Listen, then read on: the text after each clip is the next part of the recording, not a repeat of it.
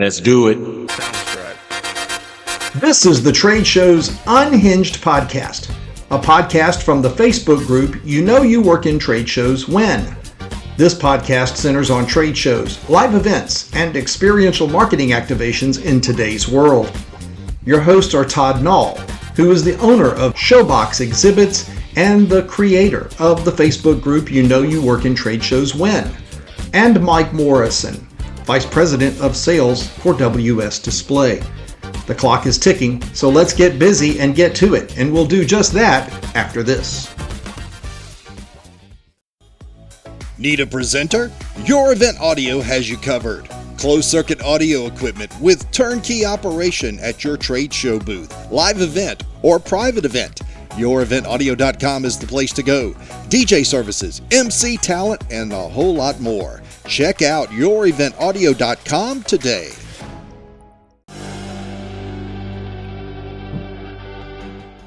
Wow. Second episode of our podcast for Trade Shows Unhinged.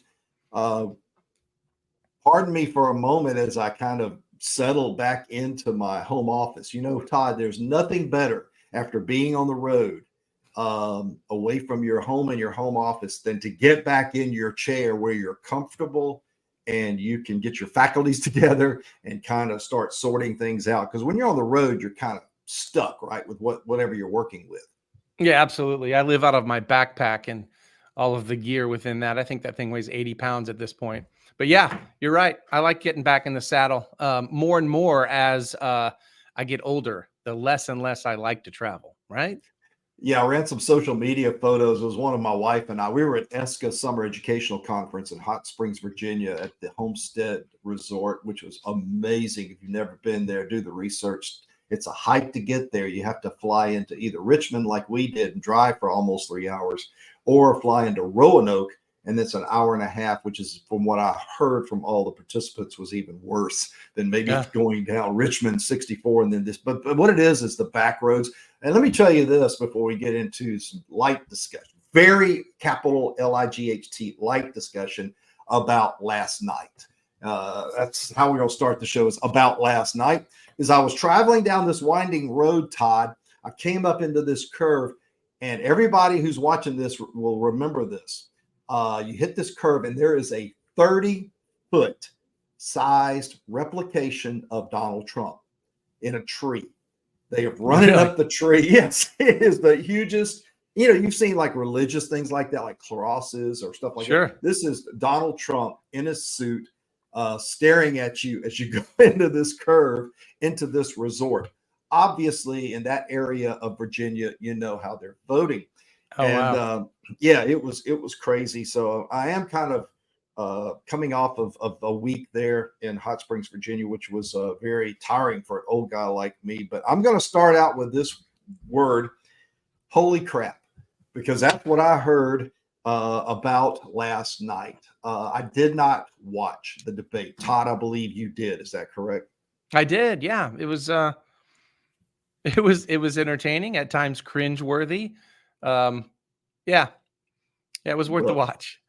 I told people, I had staff, I had friends, they're like, you're going to watch it, you're going to watch it. I'm like, no, I can't, because all I'm going to do is sit there and scream at the TV if I do. I mean, I'm that old guy, right? Yeah. There goes, you're wrong, you're lying. Can't do that. That's what last night was all about. As a matter of fact, they got so off target, they started talking about golf handicaps. they were like, "Oh, I've got a lower handicap. Let's figure this out on the golf course." It was pretty funny. Can you see that? Now I can see one of them playing. The other one, he might go to the putting green and make it about that far. But Trump said he was a 2 index, and Biden said he was a 6. You know, and we're like, what? Okay, 6, right? Okay, from the red tees, from the family tee. That's from about the family tee. From 100 yards out. The golfers will get that. 5-alarm fire. That's the phrase I heard. Full-on panic from the Democratic side, and names like Newsom, Obama, Whitmer, and Clinton are being thrown around as alternatives for the conference. It'll be a convention rather that'll be coming up soon. Yeah, it was a pretty sight. But to get into our talking points, and I opened with that just so I could transition into the Sage group out of Virginia near, excuse me, the capital, that they do economic research, very respected in the nation and by our industry. But the economist who spoke was the CEO of the company, and he said this. Now I've got a screen over here, so if you see me looking to the right, that's what's going on. 4 points were boldly stated to leading general contractors and service contractors in our industry that we need to grab hold of. The 4 points were: A, we are deeply indebted. We are rather a deeply indebted society currently facing high borrowing costs. Todd, I'm sure you can relate as a business owner. If you go to the bank or any other source, the fees for doing that are off the chain. And that makes the presentation person and the owner of the organization very pessimistic regarding the near-term outlook. C, the geopolitics and federal elections don't help. Sources of additional concern, distraction, and risk. That's true. That's just the way it is. And then the last point was, it will come nearly a year and a half after he initially anticipated, but a recession is coming, either late 24, 25. And he said, then he joked and said, if I'm wrong there, it'll definitely be in 26. Now, we've seen this cycle of recessions, right, that happen usually surrounded by some event, whether it was 9/11, financial fallout, COVID, whatever it is. But what concerns everybody, because we were projected to have that recession in 23, late 23 into this year. So far, what we've seen is a leveling out, in my opinion. All the charts that I look at just say growth is still sustaining, but it's probably level out and in some cases beginning to fall. So does that mean we're going to enter into the second half of a year in recession situations? Or what do you think on that? What I think, it's like the Game of Thrones. Winter is coming. It's been coming for the past 3 years, and we haven't seen it yet. And with that show, it just never, it just waits and waits and waits. I think that I don't think anything's going to really happen until after January, until we know who the new leader or if there is a new leader of this country. And that thing, that being said, once that's settled down, I think, it'll go either way. I guess if you look at analytics, it's looking like, it could go recession wise, at least into late 2025, 60 to 80% of analysts are saying that, but, maybe it'll never come. With interest rates coming down, people are going to buy houses. Inventory is going to go up on housing. Although that being said, I don't think prices are going to come down much there, right? It'll just be a little easier to borrow money. But at the end of the day, Mike, 6-7%, if you think about it, that's really not that high. I think 2% is more abnormal than 7%. So I don't think we're going to get a 2 and 3% rates for a long time. But I remember back in the 80s, my parents having a 14, 15, 16% mortgage. So I do remember that. Right. I do. And that was, I was graduating high school in 81. It was the Reagan-Carter transition that was happening, or Carter to Reagan. And inflation and everything was just off the chain back then. Gas prices were over $1, and we were just like freaking out. Now, of course, the value of the dollar was different. We don't want to go down an economic session here, but it was a top of the line discussion while we were at ESCA Summer Educational Conference, because it was all about education. As a matter of fact, coming up in this show just a little later, we've got a brief discussion between myself and Julie Kagy, who is the executive director of the Exhibition Services and Contractors Association. And since this group, you work in trade shows, is made up of a significant number, as you've mentioned, Todd, of that side of the industry. They may have an interest in listening to the comments that she said, because it is, especially in the sustainability world and how we're going down that direction, we're kind of being forced down that direction in some cases that she'll talk about, and it'll be of interest. So we appreciate. Well, I'm glad you brought that up. As a matter of fact, getting back to the you work in trade shows, the quality of member has really risen recently. I think I approved about 100 new members a couple days ago.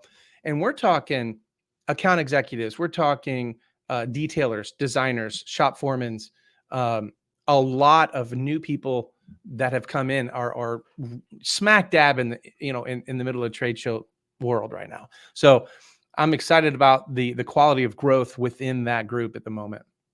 Well, you know why you're getting that? Why is that? Because I was out there. I was out there yelling at people to go check it out.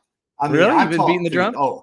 I was beating the drum heavily in Hot Springs, Virginia. So there's a correlation.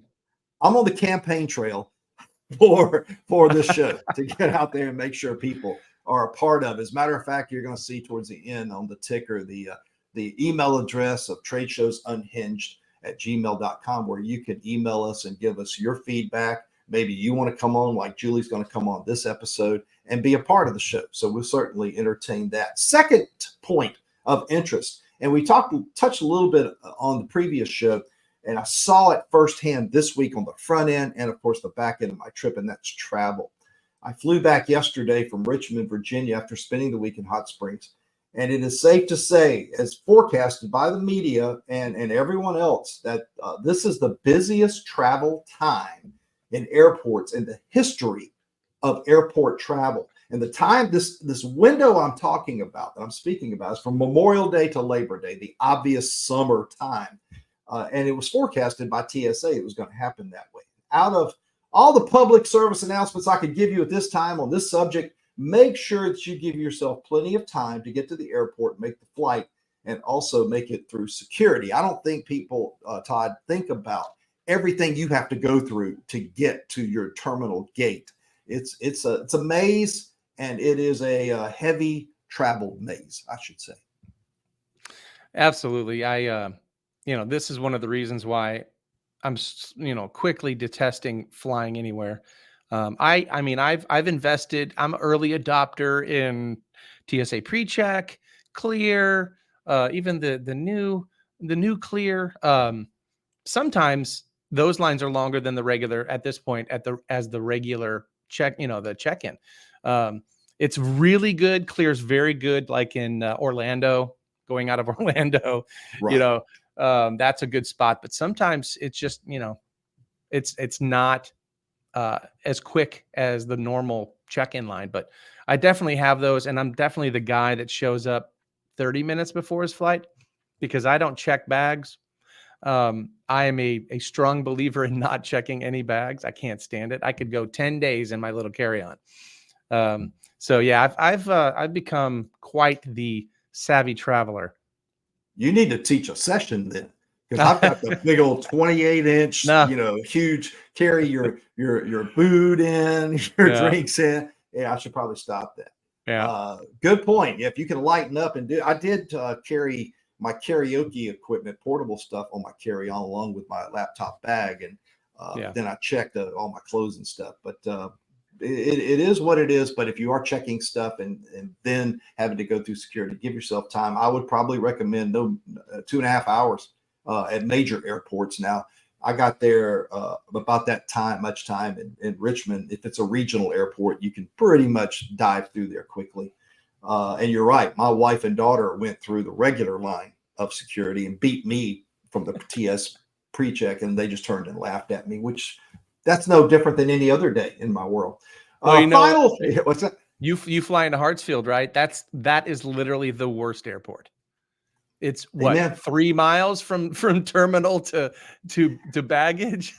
The only one that I've seen that's worse than that is Denver. Denver, if you fly in, they're doggone going to make sure that you're at gate 60 when you land, and you've got to be at gate 1 when you connect. And you got to connect in some cases. And so you're running down. Oh, it's horrible. Have a heart attack going from gate to gate. Final point, and then we'll move to our interview with Julie Kagy.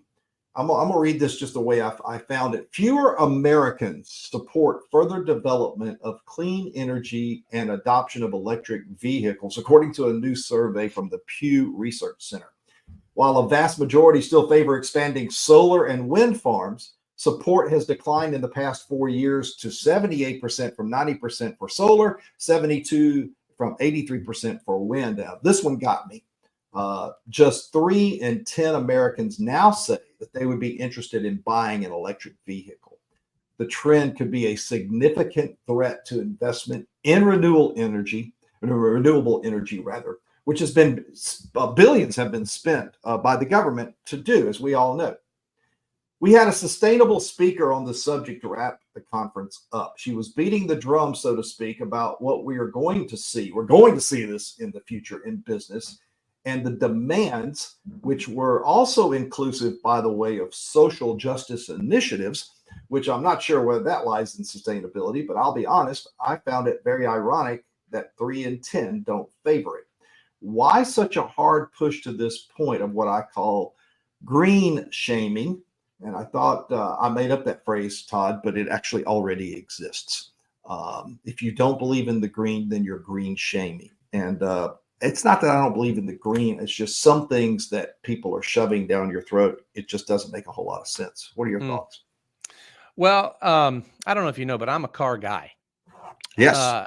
And I think the EV trend is, a shiny new toy that is kind of losing its luster. I drive by a Tesla dealership every day, and about a month ago, I would say 100 Cybertrucks showed up, and they're sitting in the lot. And I drive by, 3 months later, and there's still 100 Cybertrucks. They're not selling, and people are turning them back in. I love the technology, I do. I think it's fantastic, but at the end of the day, you're not going to see an EV car, classic car in 30 years. They're disposable, right? So I think that after, these batteries give up, these cars are just going to be abandoned. You're not going to swap out. You're not going to do a motor swap, or a battery swap. I just think that they have their place, but they're not the answer at this point. I have a hybrid. It's not a plug-in hybrid, but I think that is going to be the answer for a while. Hydrogen's coming around. That's promising. But at the end of the day, EVs are cool and fun. And I'd like to have one, as maybe a daily, because I don't drive far to work, but I wouldn't be able to, trust it on a long haul. I'd have just range anxiety, trying to find places to plug in. But, they have their place, but it doesn't surprise me that 3 in 10 now are into EVs. It's not only that. Another report I saw came out that under dire weather situations, batteries freeze up, they overheat. There's danger involved in those, just like in any other battery device that's out there. And that has happened. Yeah. We've seen that with the vehicles. So that's a bit of a sour note. I will say this. I took a Tesla back to the airport when I was at Legislative Action Day, and they drove up to the headquarters of where I was doing the podcast at. And those butterfly doors lift up like the DeLorean style, except they come straight up. And I was like, ooh, you feel like you're important. People are sitting there staring at you because they're so uncommon. You're right. The technology is cool. That dash screen that's in the middle, it's amazing. It's huge. Yeah. And you put a map up there, you see everything. That's nice. It's toy. Toy is a good adjective, a description of what you got. And then it's the luster comes in, wears off, and then you dispose of it. You get back to reality. You get back to my 1989 Mazda B2200 pickup truck that's sitting out there in my driveway that I use for Lowe's and Home Depot to go get stuff. But it's a carburetor. It's got headers, and it's got a 3-inch lift, and it's turned down exhaust, and you can hear me from a mile away coming. And there's no secret for me coming, but the thing will get there. It gets there, gets A to B without any issues. Ironically, one of the shows we do for our clients is the battery show in Detroit, and that show is growing. I don't know if that is eventually going, the lackluster EV sales is going to catch up, but for one thing, that show is definitely on the up. It's twice as big as it was 2 years ago. So maybe trade shows take a while to, catch on. Is that because if you've been there, have you seen new technology that they're introducing that grows it, or is it people copying people and coming in to compete? I don't necessarily know why there are more exhibitors. I would imagine because the industry is growing, there are definitely more suppliers that want to get into the game. So, that could be it. Watch out, Edlin. Here comes all of the battery operated booths and no more buying that expensive. Yeah, I'm just kidding. No, hey, you could be onto something. Everybody can bring their own portable generator and run that booth for 3 days, right? It sounds of generators all over the hall. I'm sure everybody's gonna love that noise factor. Yeah, it's just a couple of things we've discussed today, and love to get your feedback on. We'll talk about that after this break, and then after we come back, we'll have Julie Kagy from ESCA to kind of summarize what happened there with the service contractors who met as they do yearly for education. So we'll take a quick break and come back with that after this. Showbox Exhibits, headquartered in Houston, Texas, where they specialize in design, fabrication, and management of your trade show displays. At Showbox, the difference starts with listening to fully understand the unique brand story that's needed. Then they create an innovative, compelling concept that reflects specific event objectives. From static trade show displays to fully custom oversized exhibits featuring multimedia graphics, Showbox brings your company's message to the masses. Showbox is a trade show, convention, and environment design agency that is full service from start to finish. They're based in Houston, Texas, but they serve worldwide. They've been creating exhibits for over 20 years. Showbox Exhibits at showboxexhibits.com. We're here in Hot Springs, Virginia. We're right here in the northwest portion of Virginia. On your map, you'll see the West Virginia line, and we're up here in a beautiful resort area of the Omni Homestead Resort. And is my guest right now, if you've kept up with my track of podcasts all the way back from Don and Mike to Exhibitor Now, and now, of course, Trade Shows Unhinged, is Julie Kagy, the Executive Director of ESCA, the Exhibition Services Contractors Association.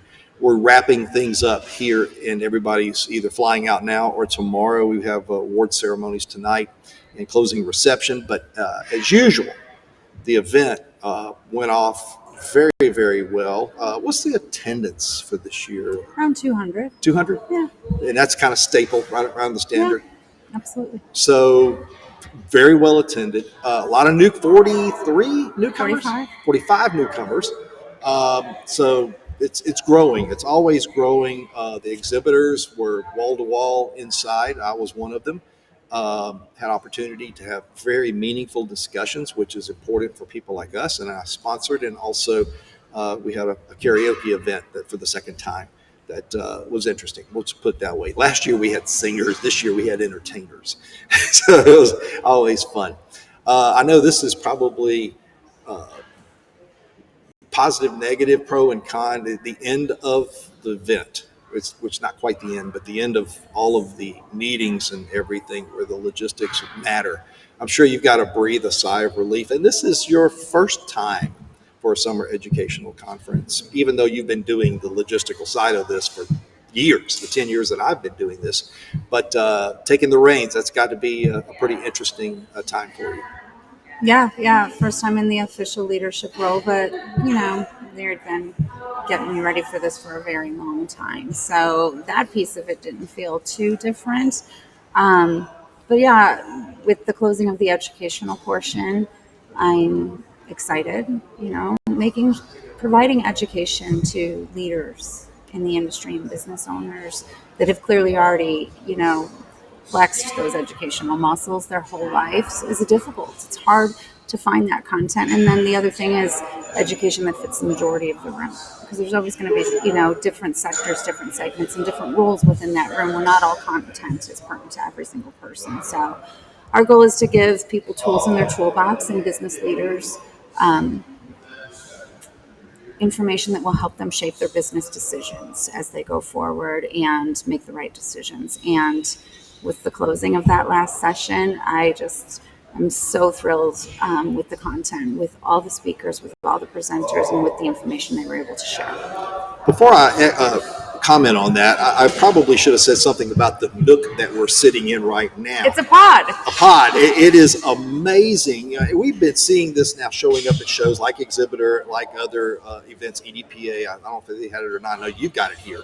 And you got 3 of them here where people have been coming out and having meetings, and the acoustics here are amazing. It's private.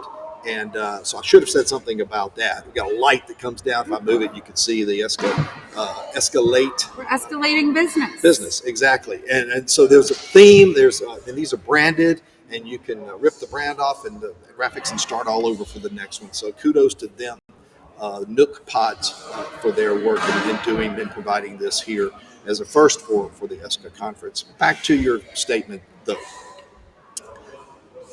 You kind of said something that I was going to ask, and that's, read the room, right? You got executives in the room. It is 2024. It would be somewhat ignorant of me not to think that there's cultural difference-minded business leaders who have done it a certain way for so long and are grasping on to this new reuse, rethink, and all the re's out there that are supporting of sustainability. That's a big one that everybody is working with right now. And trying to, because the question came up, I think Rich Stone from ExpoCAD asked a great question. I travel, and I do too, and you do too. We travel a lot to events and concern about emissions and what's being done out there. How do you control that? Well, common sense tells me that I need to assemble groups of meetings when I go to one place, like Atlanta to New York or Vegas or wherever, and make sure I make the best use of that time as opposed to going to see one person. That's common sense, but then there's other aspects of that as well. Question, do you think the majority of the leaders are going to come around to this new mindset of changing and doing business a little smarter for the sustainability aspect than maybe we have up to this point? Well, when you talked about the R's that you mentioned, and I did say during the presentation that I'm really excited about 3 of them because it's a new approach. It's rethink, repair, refuse. And those 3 don't cost you money. They save you money. They give you other ways to look at what you're doing instead of designing something that's maybe more complicated and not sustainable, designing something that's simpler, that's more sustainable, that's more reusable, or repairing what you have instead of discarding it. I think these are all really smart business decisions. And for me, that's not necessarily a come around type of thing. That's a, why wouldn't you do that? Why wouldn't you affect your bottom line and affect sustainability at the same time? It's the right thing to do in our own homes. We throw away the thing that got broken that's probably repairable because it's just easier to dispose of it than it is to repair it. I don't know how vacuum cleaner repairmen are staying in business anymore, because you just throw it out, you get a new vacuum, really? Right? Who has time to vacuum? So I hope not only do I hope that they're coming around, I hope they were already doing it. And if they weren't, I hope that they think about it. I had a brilliant example recently where somebody said, in order to facilitate a sustainability conversation, they said we should come up with some really creative, in a creative environment to do that. And my thought was, well, that's not very sustainable. We're going to bring in all this stuff to talk about sustainability. Instead, why don't we rethink how we can use what's already there? And that's cheaper and simpler. So that's my thoughts on that. And only because I asked that because I remember another association where it was probably about 6-7 years ago. A speaker similar to our final speaker here, who was talking about sustainability, got up on stage and started talking about how this was going to change. And at that time, she was railed by the CEOs who were sitting out there about, you don't understand the trade show industry. You don't understand what we have to go through. But of course, then the pandemic happened, and then that changed everything. Right. So it gave you almost, in my opinion, a reset button that you can go, okay, every one of us have had to start all over. If you didn't pivot, which you probably did, you were standing by for some clearance to restart again. And now that gives an organization, in my opinion, the opportunity to reset like that. It's good to see that the mindset is now, and then there's a new culture coming in.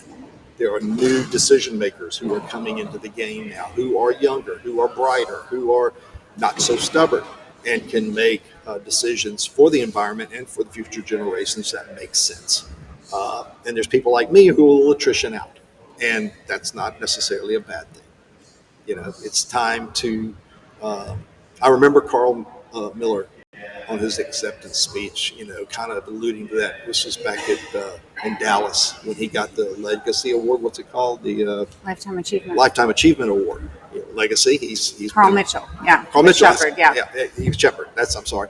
I didn't mean to disrespect, but he made some comments about the new generation, about how things need to change, and about how maybe some of the things that had been done for so long were the right things. Well, and that's always, right? Always. We're always learning from the past generations, learning from today, learning from tomorrow. I think that's just the natural evolution of things. And different doesn't always mean better, right? Like reflecting and learning on all of the opportunities around you.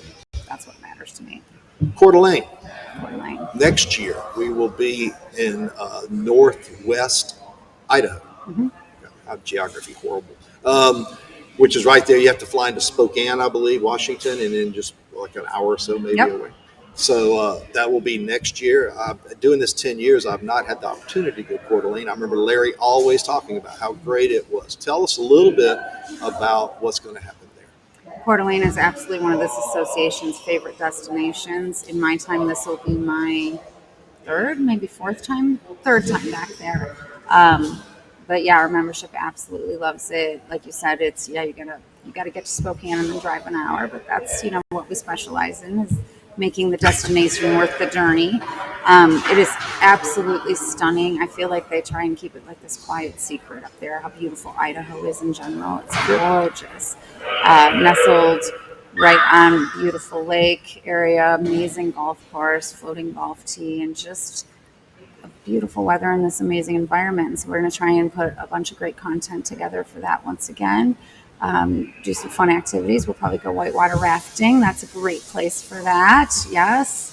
I've had some fun adventures with that, and probably do some good boat cruises and some fun networking and give people the space in their day to build these types of relationships. That's what it's all about here at the ESCA Summer Educational Conference. And then a final note before we wrap it up and get your summary of this event will be the Winter Awards Ceremony. I believe I saw it in Los Angeles. Yep, we always co-locate with IAEE Expo. So they're in Los Angeles this year, so we'll be on the front end of that on December 16th at the beautiful Majestic from 6 to 10 that evening. And since we're in LA, we're in Hollywood, we're going with the theme. We're going old Hollywood. So we're going to ask people to lean into the fact that we work in the experiential world and to make it a true experience. So we're really excited about it, and the venue is really what leans into that. It just looks very old school, very fun, so we're excited. Very cool. And one final note would be, as I mentioned, give me your summary of 2024 here at ESCA Summer Educational Conference, the good, the bad, the ugly. That was a presentation we had in there.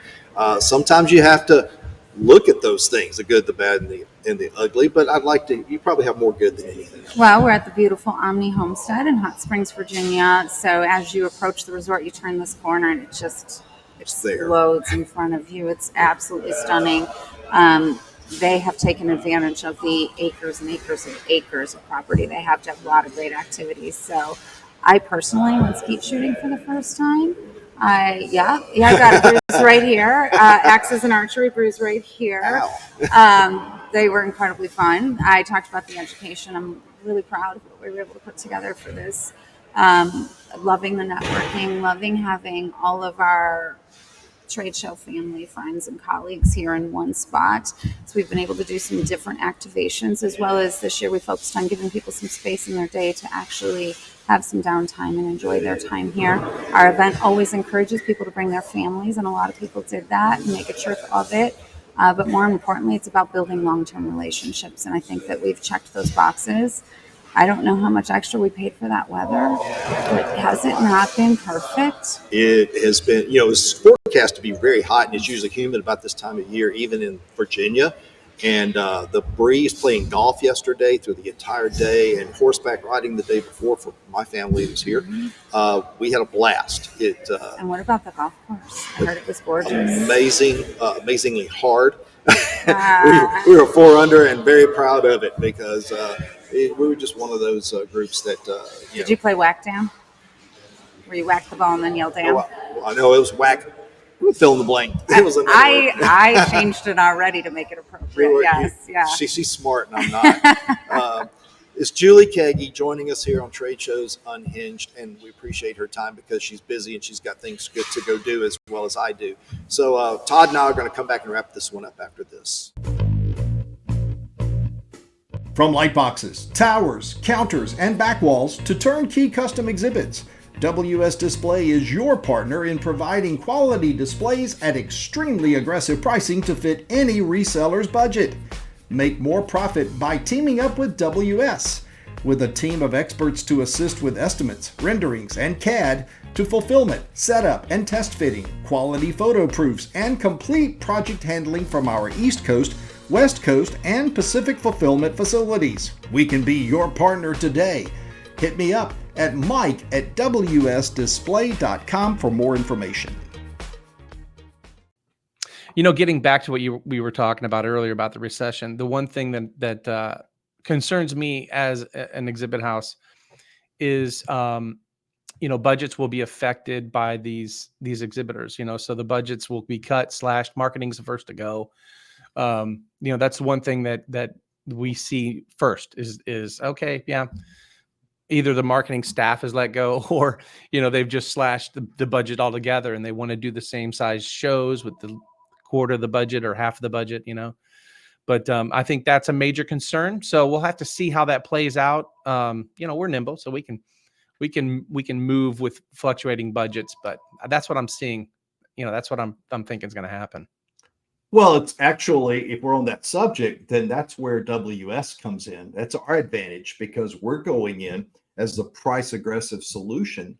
And there's companies like us out there in the various sides of our industry who, good, fast, and cheap. Remember, you can only pick 2. Can't have all 3. All right. And you can't have all 3, but then there's some like us and others who try to come to as close as all 3 as possible. And I think those are the ones who, if we do go in that recession road, will benefit from it. And stay alive while this happens. Right. And I agree with you. I do agree with you that it's going to soften up because you can't keep that trajectory, just can't keep flying up. And I think, but one thing I will say about the summary of the education conference, of what you just heard from Julie, is, as things like this green stuff is being shared and social justice, DEI, all of these things that are hot buttons, you can't deny that with executives in these companies, they don't like to have that being forced on them. They see one color of anything and that's green. They see the bottom line dollar, they see profitability. That's what they care about. And all this other, to many of them rather, is noise. But what I did notice, normally they speak up. This time they didn't speak up. And I think it goes back to that green shaming thing I mentioned before. Nobody wants to say anything that's a contradiction to what's being shared because somebody else might come along. And it's like, well, you're wrong and they're right. And you need to change your ways and this, that, and the other. But that's not how our industry is. And it's not how the world works. It'll be interesting to watch the second half of 2024 for geopolitical reasons, for travel reasons, for sustainability and where that goes. Because if you're going to go green, you're going to spend green. And it's just the way it is. And it'll be interesting to see as we tend to level off and maybe even diminish down, in my opinion, how everything shakes out for businesses in 2024. It's going to be a fun ride the next 6 months. Yes. I don't know if it's fun and amusement or fun as in regret. Yeah, well, yeah. Fun can encompass a lot of different emotions. Have you ever said that? Let's go have fun. And then after the 22nd drink, you're like, that was not fun at all. So I'll tell you what, the ticker down at the bottom, you see where you can reach us at Trade Shows Unhinged at gmail.com. Give us your feelings. We had great analytics on our first show. Talk it up with your friends and your colleagues and let us know what you're thinking. Would love to have you on our next episode of Trade Shows Unhinged.